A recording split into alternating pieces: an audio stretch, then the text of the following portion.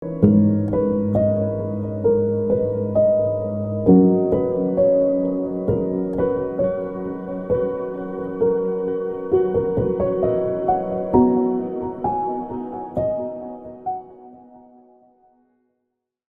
குட்டி பிள்ளைங்களா, எல்லாம் எப்படி இருக்கிறீங்க? ஓகே, இந்த கிட்ஸ் டைம் நிகழ்ச்சிக்கு உங்களை ஆண்டவராக இருக்கிற இயேசுவின் நாமத்தினால வரவேற்கிறேன். ஒரு சில பெரியவங்களும் அந்த நிகழ்ச்சியை பார்க்குறீங்க இல்லை, உங்களே ஆண்டவராக இருக்கிற இயேசுவின் நாமத்தினால இந்த நிகழ்ச்சிக்கு வரவேற்கிறேன். பெரியவங்க நீங்கள் ஒரு காரியத்தை செய்யணும், சரிங்களா? என்ன பண்ணணும் அப்படின்னா, நீங்கள் இந்த நிகழ்ச்சியை பார்க்குறீங்க, உங்களுக்கு நோட்டிஃபிகேஷன் வந்த உடனே உங்கள் வீட்டில் இருக்கிற குட்டி பிள்ளைங்களுக்கு நீங்கள் என்ன பண்ணணும் அப்படின்னா இந்த நிகழ்ச்சியை போட்டு காமிக்கணும், சரிங்களா? செய்வீங்களா? நிறைய நேரங்களில் அதை செய்கிறீங்களான்னு சொல்லி தெரியல. ஒருவேளை செய்தீங்கன்னா ரொம்ப சந்தோஷம். அப்படி இல்லைன்னா இந்த நாட்களில் இருந்து நீங்கள் அந்த நிகழ்ச்சியை நோட்டிஃபிகேஷன் வந்த உடனே பார்க்குறீங்கல்ல, உங்கள் வீட்டில் இருக்கிற குட்டி பிள்ளைங்களுக்கு இல்லை சிறு பிள்ளைங்களுக்கு இந்த நிகழ்ச்சியை போட்டு காமிச்சு, இதை பாரு, இதில் சொல்லப்படுற காரியங்களை கவனி அப்படின்னு சொல்லி நீங்கள் சொல்லுங்கள். அது பிள்ளைகளுடைய வாழ்க்கைக்கு ஆசீர்வாதமாக இருக்கும்.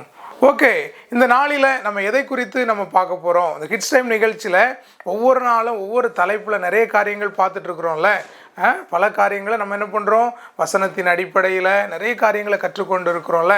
இன்றைக்கி நம்ம என்ன கற்றுக்கொள்ள போகிறோம் அப்படின்னு சொன்னால், ஜெபத்தின் வல்லமையை குறித்து கற்றுக்கொள்ள போகிறோம். சரியா? ஓகே, சொல்லுங்கள் பார்க்கலாம் எல்லாரும்.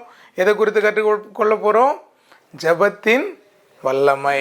ஆமாம், ஜெபத்துக்கு ஒரு வல்லமை இருக்குது. சரியா? ஜெபிக்கும் போது ஏசப்பா என்ன பண்ணுவாங்க, அவங்க ஜெபத்தை கேட்டு அவங்க பெரிய காரியங்களை செய்வாங்க. ஏன்னா ஏசப்பாவுக்கு பைபிள் ஒரு பேர் இருக்குது. என்ன பேருனா ஜெபத்தை கேட்கிறவர். நம்முடைய ஏசப்பா இல்லை, நம்முடைய தேவன் நம்முடைய ஜெபத்தை கேட்குறார். நம்ம அவரை நோக்கி பார்த்து எதுக்கெல்லாம் ஜெபிக்கிறோமோ அந்த ஜெபத்தை ஏசப்பா என்ன பண்ணுறாங்க, கேட்குறாங்க. சரியா?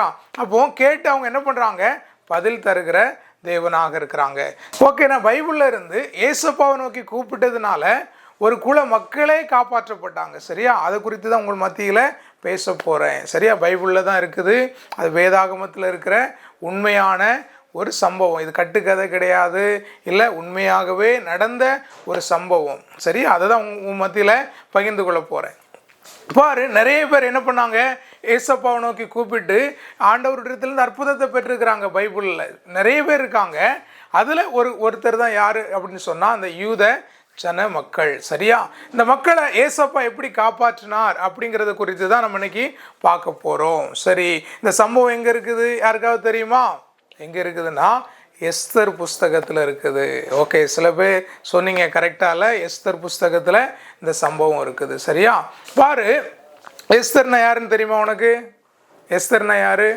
அவங்க ஒரு ராஜாத்தியாக இருந்தாங்கல்ல. சரி, ஓகே, அவங்க எந்த குலத்தை சேர்ந்தவங்க அப்படின்னா யூத குலத்தை சேர்ந்தவங்க. சரியா? 12 கோத்திரம் இருக்குல்ல, அதில் ஒரு கோத்திரம் என்ன கோத்திரம்? யூத கோத்திரம். இல்லை, யூத கோத்திரத்தின்படி வந்த சந்ததியில் சேர்ந்தவங்க தான் யார்? எஸ்தர். பாருங்க, அவங்க ஒரு காலத்தில் கஷ்டப்படுற நிலைமையில இருந்தாங்க. ஏசப்பா அவங்கள என்ன பண்ணாங்க, உயர்த்தி ஆசீர்வதிச்சாங்க. சரி, ஓகே, அவங்க வாழ்க்கையில் என்ன நடந்துச்சு, அந்த ஜனங்களுக்கு என்ன நடந்துச்சு அப்படின்னு சொன்னால், பாரு, அந்த யூத ஜனங்கள் எப்படிப்பட்டவங்களா இருந்தாங்கன்னு சொன்னால், ஏசப்பாவை நேசிக்கிறவங்களா, தேவனு மேலே ரொம்ப நேசம் உள்ளவங்களா இருந்தாங்க. சரியா? ஓகே, சில நேரங்களில் அந்த யூத மக்கள் ஏசப்பாவை நேசிக்காமல் இருந்திருக்கிறாங்க. சில நேரங்களில் ஏசப்பா விட்டு வழி விலகி போயிருக்கிறாங்க. அப்போல்லாம் ஏசப்பா என்ன பண்ணியிருக்கிறார், நம்முடைய தேவன் என்ன பண்ணியிருக்கிறார், அவங்களுக்கு சில சிக்ஷைகளை கொடுத்து அவங்கள மீண்டும் அவங்க தன் பக்கமாக என்ன பண்ணியிருக்கிறார், திருப்பி இருக்கிறாரு. ஆனால் எஸ்தர் வாழ்ந்த காலத்தில் வாழ்ந்த யூதர்கள் எப்படி வாழ்ந்தாங்களாம், தேவனுக்கு பயந்து வாழ்ந்தாங்க. சரியா? தேவனுக்கு விரோதமான எந்த காரியத்தையும் செய்யக்கூடாது, தேவன் எதை விரும்புகிறாரோ அதை மட்டும்தான் செய்யணும் அப்படிங்கிறவங்களா இருந்தாங்க. பாரு, அவங்க வாழ்க்கையில் ஆண்டவருக்கு பிரியமாக வாழ்ந்ததுனால ஒரு பிரச்சனை வருது. சரியா? ஆமான்ங்கிற ஒரு மனுஷன் மொர்தெகாய் என்கிற ஒரு யூதன். சரியா? அந்த யூதன் அவர் என்ன பண்ணுறாரு அப்படின்னு சொன்னால், ஒரு வீட்டில் ஒரு அரண்மனையில் காவல் காக்கிறவராக இருக்கிறாரு. அங்கே அதிகாரியாக ஒருத்தர் இருந்தார். அவர் பேர் என்னன்னு சொன்னால் ஆமான். சொல்லுங்கள், என்ன பேர்? ஆமான். சரியா? அந்த ஆமானுக்கு பாருங்க, அவருக்கு பதவி கிடைச்சோன்னு என்ன ஆயிடுச்சு, இது தலைகணம் வந்துருச்சு. அவருக்கு என்ன ஆசைன்னா, எல்லாரும் அவருக்கு என்ன பண்ணணுமா, சல்யூட் பண்ணணும் அப்படின்னு அவருக்கு ஒரு ஆசை. யார் பார்த்தாலும் அவர் என்ன பண்ணணும், சல்யூட் பண்ணணும் அப்படின்னு அவருக்கு ஆசை. பாரு, அதனால் என்ன பண்ணுறாரு அப்படின்னா, எல்லாரும் என்ன சல்யூட் பண்ணணும் அப்படின்னு விரும்புகிறாரு. சரியா?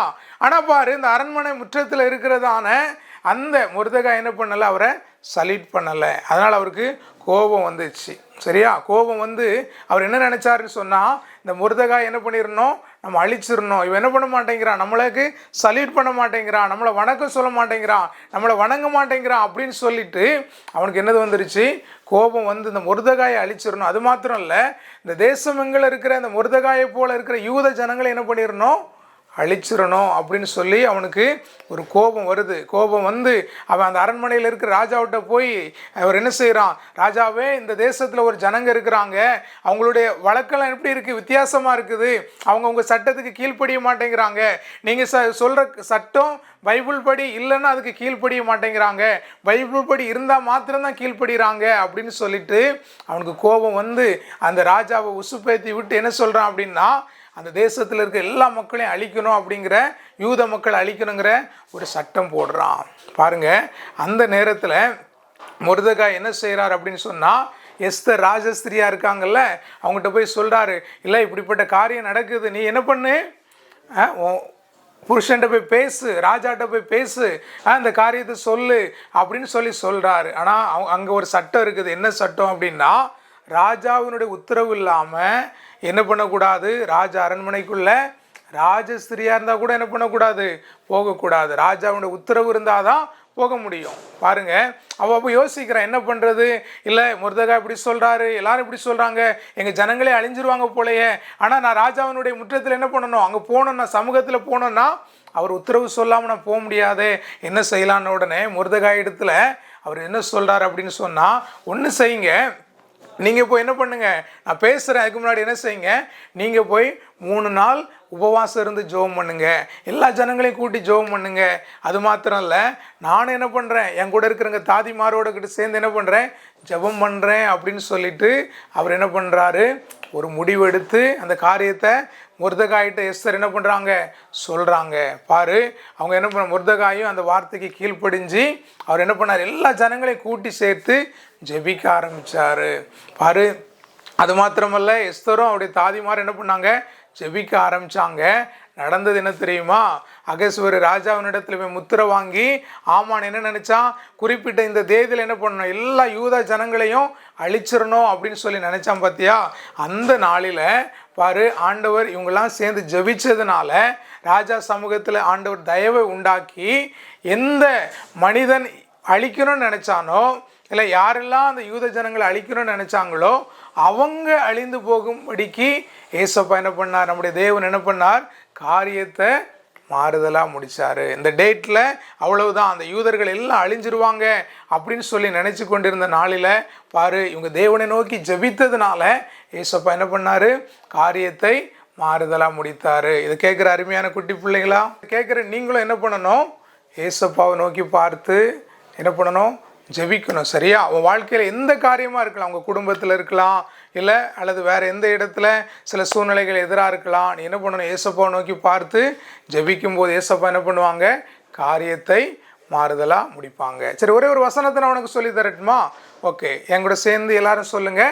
நீதிமான் செய்யும் ஊக்கமான வேண்டுதல் மிகவும் பலனுள்ளதாக இருக்கிறது. யாக்கோபு 5ஆம் அதிகாரம் 16வது வசனம். திருமண அவருக்கானே சொல்ல, என் கூட சேர்ந்து சொல்றீங்களா? நீதிமான் செய்யும் ஊக்கமான வேண்டுதல் மிகவும் பலனுள்ளதாக இருக்கிறது. யாக்கோபு 5ஆம் அதிகாரம் 16வது வசனம். ஏசப்பாவுடைய இரத்தத்தினால கழுவப்பட்ட ஒவ்வொரு பிள்ளைகளும் நீதிமானாக இருக்கிறாங்க. அந்த நீதிமானாக இருக்கிற நம்ம ஜெபிக்கிற ஜெபத்தை என்ன பண்ணுவாங்க, ஏசப்பா கேட்பாங்க, கேட்டு பெரிய காரியங்களை செய்வாங்க. ஜெபத்துக்கு வல்லம் இருக்குது.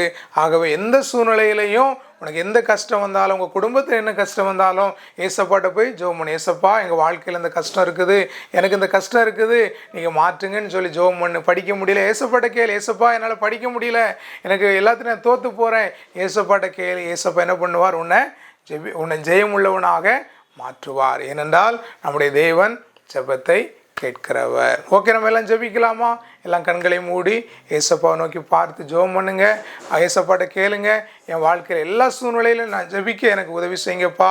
நீங்கள் ஜெபத்தை கேட்டு எனக்கு அற்புதம் செய்வீங்கிற விசுவாசம் என் வாழ்க்கையில் இன்னும் அதிகமாவதற்கு என்னை ஒப்பு கொடுக்குறேன்னு சொல்லி ஒப்பு கொடுங்க. ஏசப்பா உங்கள் வாழ்க்கையில் பெரிய காரியங்களை செய்வார். நம்ம எல்லாம் ஜெபிக்கலாமா?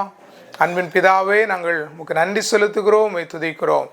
ஆண்டவரே, இந்த நிகழ்ச்சியை பார்த்த ஆண்டவரே எல்லா பிள்ளைகளுக்காக நாங்கள் ஜெபிக்கிறோம். ஜெபத்தின் வல்லமை குறித்து இந்த நாளில் ஆண்டவரே இந்த நிகழ்ச்சியை பார்த்தவர்களோடு நீர் பேசியிருக்கிறீர், சிறு பிள்ளைகளோடு பேசியிருக்கிறீர்.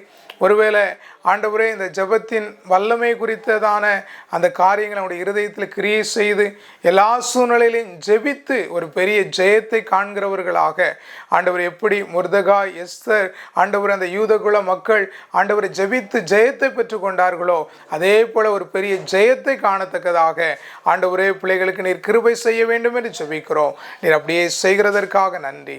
இயேசு கிறிஸ்துவின் நாமத்தில் ஜெபிக்கிறோம் நல்ல பிதாவே. ஆமென், ஆமென்.